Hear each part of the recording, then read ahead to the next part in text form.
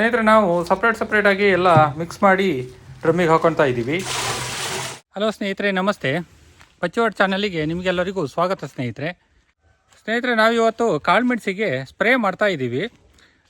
ಇದು ಅಕ್ಟೋಬರ್ ತಿಂಗಳಾಗಿದ್ದರಿಂದ ಈ ಟೈಮಲ್ಲಿ ಲಾಸ್ಟ್ ಸ್ಪ್ರೇ ಮಾಡ್ತಾ ಇದ್ದೀವಿ. ಲಾಸ್ಟ್ ಸ್ಪ್ರೇ ಅಂದರೆ ಇದು ಯಾವುದೇ ಇನ್ಸೆಕ್ಟಿಸೈಡ್, ಫಂಗಿಸೈಡ್ ಯಾವುದು ಸ್ಪ್ರೇ ಮಾಡ್ತಾ ಇಲ್ಲ. ಅಕ್ಟೋಬರ್ ತಿಂಗಳಲ್ಲಿ ಸ್ಪ್ರೇ ಮಾಡುವಂಥದ್ದು ಯಾವುದು ಸ್ಪ್ರೇ ಮಾಡ್ತಿದ್ದೀವಿ ಅನ್ನೋದ್ರ ಬಗ್ಗೆ ನಿಮಗೆ ತಿಳಿಸ್ತೀನಿ. ಸ್ನೇಹಿತರೆ, ಅದಕ್ಕಿಂತ ಮೊದಲು ದಯವಿಟ್ಟು ನನ್ನ ಚಾನಲ್ನ ಸಬ್ಸ್ಕ್ರೈಬ್ ಮಾಡಿ, ಲೈಕ್ ಕೊಡಿ, ಹಾಗೆ ನಿಮ್ಮ ಸ್ನೇಹಿತರಿಗೆಲ್ಲ ಶೇರ್ ಮಾಡಿ. ಸ್ನೇಹಿತರೆ, ಈ ಸಲ ವೆದರು 2 ದಿವಸ ಮೊನ್ನೆ ಫುಲ್ಲು ಮಳೆ ಬಂದಿತ್ತು. ಇವತ್ತು ಮತ್ತೆ ಬಿಸಿಲು ಬಂದಿದೆ. 2 ದಿವಸ ಕ್ಲೀನಾಗಿ ಮಳೆ ಹೋಗಿತ್ತು. ಇನ್ನು ಮಳೆ ಬರೋಲ್ಲ ಅಂತ ಅಂದ್ಕೊಂಡಿದ್ದು, ಮತ್ತೆ ಸೈಕ್ಲೋನ್ ಸ್ಟಾರ್ಟ್ ಆಗಿ ಮತ್ತೆ 2-3 ದಿವಸ ಫುಲ್ಲು ಮಳೆ ಬಂತು. ಇವತ್ತಿಂದ ಮತ್ತೆ ಬಿಸಿಲು ಬರ್ತಾ ಇದೆ. ಸ್ನೇಹಿತರೆ, ನಾವು ಕೊನೆ ತೆಗಿಯೋ ಟೈಮಲ್ಲಿ ಇನ್ನೂ ಔಷಧಿ ಹೊಡಿಬೇಕಾ ಅಂತ ಯೋಚನೆ ಮಾಡುವಂಥ ಪರಿಸ್ಥಿತಿ ಬಂದಿದೆ ಈ ಸಲ. ಯಾಕಂದರೆ ಔಷಧಿ ಹೊಡೆದಾಗಲೇ 1-1.5 ತಿಂಗಳಾಗಿದೆ. ನಮಗೆ ವಾರಗಟ್ಟಲೆ ಈ ರೀತಿ ಮೋಡದ ವಾತಾವರಣ, ಲೈಟಾಗಿ ಮಳೆ ಬರ್ತಾ ಇದ್ದರೆ ಮತ್ತೆ ಕೊಳೆ ಅಟ್ಯಾಕ್ ಆಗೋ ಚಾನ್ಸಸ್ ಇರುತ್ತೆ. ನಂದು ಆಲ್ರೆಡಿ ಸಸಿ ಮರದಲ್ಲಿ ಈಗ ಮತ್ತೆ ಹೊಸದಾಗಿ ಒಂದು 4-5 ಮರದಲ್ಲಿ ಕೊಳೆ ಬೇರೆ ಬಂದಿತ್ತು. ಈಗ ಮತ್ತೆ ಇವತ್ತಿಂದ ಬಿಸಿಲು ಬಂದಿದೆ, ತೊಂದರೆ ಇಲ್ಲ. ನೋಡಿ, ಆಲ್ರೆಡಿ ಬಿಸಿಲು ಬಂದಿದೆ. ಅದಕ್ಕೋಸ್ಕರ ಇವತ್ತು ಕಾಳುಮೆಣಸಿಗೆ ಸ್ಪ್ರೇ ಮಾಡಲಿಕ್ಕೆ ಬೆಸ್ಟ್ ಟೈಮ್ ಅಂತ ಇವತ್ತು ಸ್ಪ್ರೇ ಮಾಡೋದು ಇಟ್ಕೊಂಡಿದ್ದೀವಿ. ಇವತ್ತು ಒಂದು ದಿವಸಕ್ಕೆ ಮುಗಿಯಲ್ಲ, ಇವತ್ತು ನಾಳೆ 2 ದಿವಸ ಆಗುತ್ತೆ ಸ್ಪ್ರೇ ಮಾಡೋದು. ನಾವು ಯಾವ್ದಾವ್ದು ಸ್ಪ್ರೇ ಮಾಡ್ತಿದ್ದೀವಿ ಅನ್ನೋದ್ರ ಬಗ್ಗೆ ನಿಮಗೆ ತಿಳಿಸ್ತೀನಿ.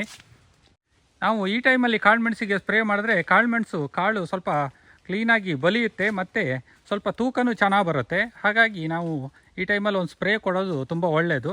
ಮತ್ತು ಕಾಳುಮೆಣಸು ಗಿಡನೂ ಸ್ವಲ್ಪ ನ್ಯೂಟ್ರಿಷನ್ ಸಿಕ್ತಂಗೆ ಆಗುತ್ತೆ. ನೋಡಿ, ಕಾಳುಮೆಣಸು ಆಲ್ರೆಡಿ ಇಷ್ಟಿಷ್ಟು ದೊಡ್ಡ ಬಂದಿದೆ ಕರೆ. ಗೌರ್ಮೆಂಟ್ ಗೊಬ್ಬರ ನಾವು ಕಾಳುಮೆಣಸು ಮತ್ತು ಅಡಿಕೆಗೆ ಎರಡಕ್ಕೂ ಒಟ್ಟಿಗೆ ಕೊಟ್ಟಿರೋದು. ನಾವು ಇದೇ ರೀತಿ ಸ್ವಲ್ಪ ವೆದರ್ ಚೆನ್ನಾಗಿದ್ದರೆ, ಮಳೆ ಸ್ವಲ್ಪ ಇದೇ ರೀತಿ ಮುಂದುವರೆದ್ರೆ ಮತ್ತು ಇನ್ನೊಂದು ರೌಂಡ್ ಕೊಡಬೇಕಾ ಏನು ಯೋಚನೆ ಮಾಡ್ತಾಯಿದ್ದೀವಿ. ನೋಡಿ, ನಾವು ಡ್ರಮ್ಮಿಗೆ ನೀರು ತುಂಬಿಸ್ಕೊಳ್ತಾ ಇದ್ದೀವಿ ಈಗ. ಸ್ನೇಹಿತರೆ, ನಾನು ಮೈಕ್ರೋ ನ್ಯೂಟ್ರಿಯೆಂಟ್ಸ್ ಹಾಕ್ತಾಯಿದ್ದೀನಿ ಫಸ್ಟಿಗೆ. ಇದು ಪಣಿಯೂರ್ ಸ್ಪೆಷಲ್ ಅಂತ. ಸಾಧಾರಣವಾಗಿ ಇದು ಮೈಕ್ರೋ ನ್ಯೂಟ್ರಿಯೆಂಟ್ಸ್ ಎಲ್ಲರೂ ಯೂಸ್ ಮಾಡ್ತಾ ಇರ್ತಾರೆ. ನೋಡಿ, ಇದರಲ್ಲಿ ಯಾವುದ್ಯಾವುದು ಮೈಕ್ರೋ ನ್ಯೂಟ್ರಿಯೆಂಟ್ಸ್ ಅಂತ ಇದೆ ಅಂತ ಇಲ್ಲಿ ಮೆನ್ಷನ್ ಮಾಡಿದ್ದಾರೆ. ಪೊಟ್ಯಾಷಿಯಮ್, ಮೆಗ್ನೀಷಿಯಮ್ಮು, ಜಿಂಕು, ಬೋರಾನು ಎಲ್ಲದೂ ಇದೆ. ಇದು 1 kgಗೆ 280ರಿಂದ 300 ರೂಪಾಯಿ ಇದೆ. ಒಂದೊಂದು ಕಡೆ ಒಂದೊಂದು ಪ್ರೈಸ್ ಇರ್ಬೋದು. ಸ್ನೇಹಿತರೆ, ನಾನು ಹಿಂದಿನ ವರ್ಷ ಇದನ್ನೇ ಯೂಸ್ ಮಾಡಿದ್ದೆ, ಪಣಿಯೂರ್ ಸ್ಪೆಷಲ್ಲು ಮತ್ತು ಮತ್ತು ಇನ್ನೊಂದು ಬಯೋ20 2 ಯೂಸ್ ಮಾಡಿದ್ದೆ.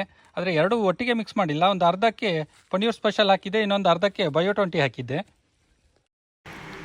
ಸ್ನೇಹಿತರೆ, ಇದು ನಿಮಗೆ ಗೊತ್ತಿರುತ್ತೆ 0050.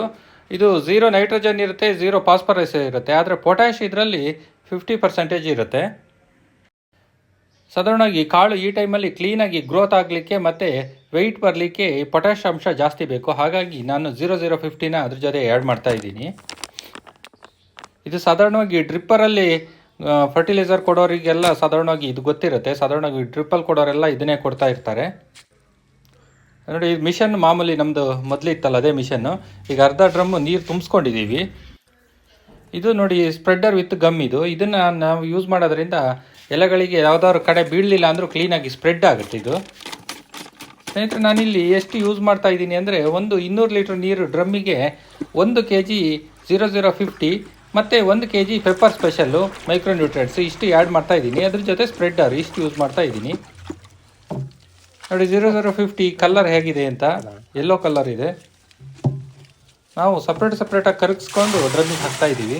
ಯಾಕಂದರೆ ಕ್ಲೀನಾಗಿ ಕರಗಲಿಲ್ಲ ಅಂದರೆ ಮತ್ತೆ ಫುಟ್ಬಾಲಲ್ಲಿ ಹೋಗಿ ಹಾಗೆ ಸಿಕ್ಕಾಕೊಳುತ್ತೆ. ನೆಕ್ಸ್ಟು ಮಳೆ ಎಲ್ಲ ಸ್ವಲ್ಪ ಕಡಿಮೆ ಆಗಿದ್ದರಿಂದ ಇನ್ನು ಸ್ವಲ್ಪ ಕೆಲಸಗಳು ಜಾಸ್ತಿ ಇರುತ್ತೆ. ಹೀಗೆ ಡೈಲಿ ವೀಡಿಯೋದ ಅಪ್ಡೇಟ್ಗಳು ಇರುತ್ತೆ ನಿಮಗೆಲ್ಲ. ನೋಡಿ, ಮೈಕ್ರೋ ನ್ಯೂಟ್ರಿಯೆಂಟ್ಸ್ ಹಾಕ್ಕೊಂಡಿದ್ದೀನಿ. ಅದನ್ನು ಕ್ಲೀನಾಗಿ ಕರೆಸ್ಕೊಂಡು ಅದನ್ನು ಮತ್ತೆ ಡ್ರಮ್ಮಿಗೆ ಹಾಕ್ತಾಯಿದ್ದೀನಿ. ಲಾಸ್ಟಿಗೆ ಸ್ಪ್ರೆಡ್ಡರ್ ವಿತ್ ಗಮ್ಮನ್ನ ಹಾಕ್ತಾಯಿದ್ದೀನಿ. ಸ್ನೇಹಿತರೆ, ನೀವು ಈ ಟೈಮಲ್ಲಿ ಸ್ಪ್ರೇ ಮಾಡ್ತೀರಾ ಪೇಪರಿಗೆ ಸ್ಪ್ರೇ ಮಾಡ್ತಾಯಿದ್ರೆ ಯಾವುದು ಸ್ಪ್ರೇ ಮಾಡ್ತಾಯಿದ್ದೀರಿ ತಿಳಿಸಿ. ಏನಂದರೆ, ಪೆಪ್ಪರಿಗೆ ಸಾಧಾರಣವಾಗಿ ನಾವು ಸ್ಪ್ರೇ ಕೊಡ್ತಾ ಇರಬೇಕಾಗುತ್ತೆ. ಹೂವು ಆಗೋದ್ರಿಂದ ಹಿಡಿದು ಕಾಯಿ ಕಟ್ಟೋವರೆಗೂ ಸ್ಪ್ರೇ ಕೊಡಬೇಕು. ಅಂದರೆ ಯಾವ ಟೈಮಲ್ಲಿ ಯಾವುದ್ಯಾವುದು ಸ್ಪ್ರೇ ಕೊಡಬೇಕು ಅನ್ನೋದನ್ನು ನೋಡಿ ಕೊಡಬೇಕಾಗತ್ತೆ. ನೋಡಿ, ಸ್ಪ್ರೇ ಮಾಡ್ತಾಯಿದ್ದೀವಿ. ಕ್ಲೀನಾಗಿ ಅಡಿಗಡೆ ಬಳ್ಳಿಗಳಿಗೆ ಕ್ಲೀನಾಗಿ ಸ್ಪ್ರೇ ಆಗಬೇಕು. ಅಡಿಗಡೆ ಎಲೆಗಳು ಕ್ಲೀನಾಗಿ ಥಂಡಿ ಆಗಬೇಕು.